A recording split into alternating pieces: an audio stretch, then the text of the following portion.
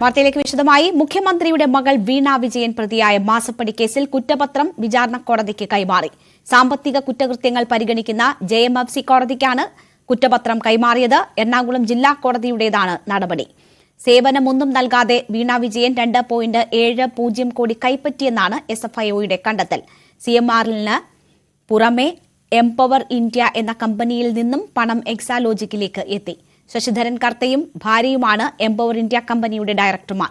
പ്രതികൾക്കെതിരെ കമ്പനികാര്യ ചട്ടം 447 വകുപ്പാണ് ചുമത്തിയത്.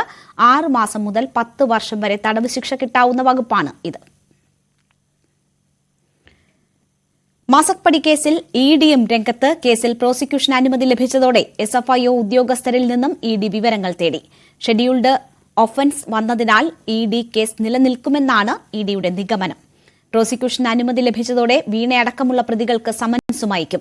അറസ്റ്റിലേക്ക് നീങ്ങുമോ എന്നത് നിർണായകമാണ്. CPM ഒറ്റക്കെട്ടായി പ്രതിരോധിക്കുന്നുണ്ടെങ്കിലും മാസപ്പടി കേസിലെ തുടർ നീക്കങ്ങൾ മുഖ്യമന്ത്രിയുടെ മകൾ വീണ ടിക്ക് നിർണായകമാണ്. മുഖ്യമന്ത്രിയുടെ മകൾക്ക് കിട്ടിയത് ചെയ്യാത്ത സേവനത്തിനുള്ള പണമാണെന്ന് വ്യക്തമാക്കുകയാണ് SFIO. CMRL, സഹോദര സ്ഥാപനമായ എംപവർ ഇന്ത്യ എന്നിവയിൽ നിന്ന് 2.7 കോടി വീണ കൈപ്പറ്റിയത് കമ്പനി നിയമത്തിലെ വ്യവസ്ഥകൾക്ക് വിരുദ്ധമായ സാമ്പത്തിക വഞ്ചനയെന്നാണ് കണ്ടെത്തൽ. ഇപ്പോൾ പുറത്തുവന്നത് ചാർജ് സമ്മറിയിലെ വിവരങ്ങളാണ്.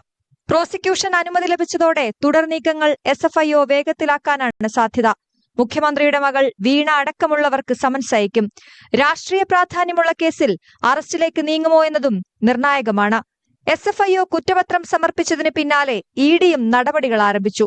SFIO ഉദ്യോഗസ്ഥരിൽ നിന്ന് വിവരങ്ങൾ തേടി. ഷെഡ്യൂൾഡ് ഒഫൻസ് വന്നതിനാൽ ED കേസ് നിലനിൽക്കുമെന്നാണ് ഏജൻസിയുടെ നിലപാട്. അതേസമയം കുറ്റപത്രം റദ്ദാക്കാൻ പ്രതികൾ കോടതിയെ സമീപിച്ചേക്കും.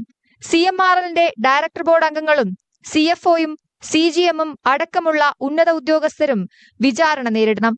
News 18 തിരുവനന്തപുരം.